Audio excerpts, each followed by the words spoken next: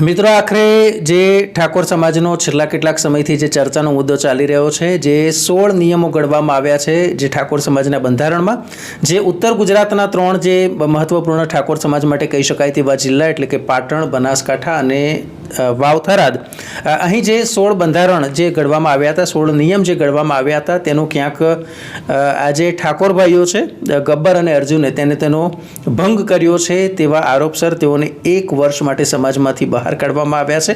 ચુકાદો એવો પણ સમાજ દ્વારા આપવામાં આવ્યો છે કે જેઓ તેમની સાથે સંબંધ રાખશે તેમને પણ નાત બહાર કરવામાં આવશે. એટલે ખાસ કરીને મિત્રો આ જ્યારે વાત કરીએ છીએ ત્યારે એ છે કે ડીજેની વ્યાખ્યા શું, ડીજે શેમાં વાગે, ડીજે ક્યારે વાગે, શું રાસ ગરબામાં તમે વગાડો તો જ ડીજે વાગે, શું ઢોલ તમે ગણો તો એને તમે ડીજેનો પાર્ટ ગણશો કે નહીં, અને કદાચ ઢોલ વગાડતા હોય અને કદાચ કોઈ ઉન્માદમાં આવી જાય અને ત્યાં નશો કરે કે ઝઘડો કરે તો એને તમે કઈ રીતે ગણશો? અહીંયા પ્રશ્ન એ છે.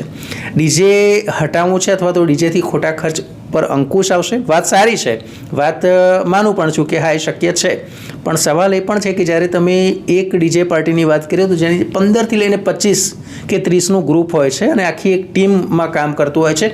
આખા વર્ષે જ્યારે આવા પ્રસંગો આવતા હોય તે માટે તેઓ ધૂમ તૈયારી કરતા હોય છે, દિવસ રાત મહેનત કરતા હોય છે કે જેથી તેઓ પાર્ટીને ખુશ રાખી શકે. ને હવે જ્યારે આ નિર્ણય લીધો છે કે ઠાકોર સમાજમાં હવે ડીજે પર પ્રતિબંધ, તો શું સમાજે એ વિચાર્યું છે કે હવે આજે ઠાકોર સમાજ માટે એવા અનેક લોકો હશે, અનેક કલાકારો હશે, ને ખાસ કરીને બનાસકાંઠાની ભૂમિ છે, વાવ થરાદની ભૂમિ છે, પાટણની ભૂમિ છે, ત્યાં તો કહી શકાય કે ઘેર ઘેર જીવ છે, કલાકારનો જીવ છે, એ ગાયક હોય કે પછી ઢોલી હોય કે પછી તબલા હોય, પણ એ જીવ છે કે પછી વાંસળી વાદક હોય.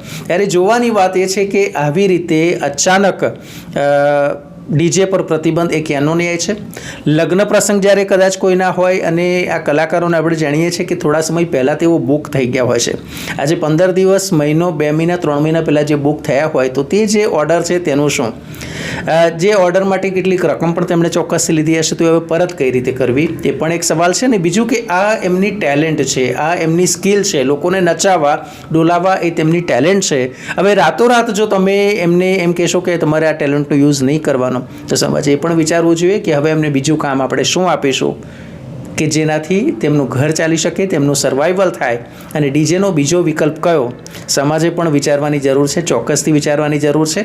જે પણ નિયમો બંધારણના છે તે સારા છે, સારા માટે જ લાવવામાં આવે છે, પરંતુ બીજી બાજુ પણ જોવી પડે કે હાલને હાલ તે લોકો રસ્તા પર આવી જાય તો તે માટે જવાબદાર કોણ? વિચારવા જેવું છે.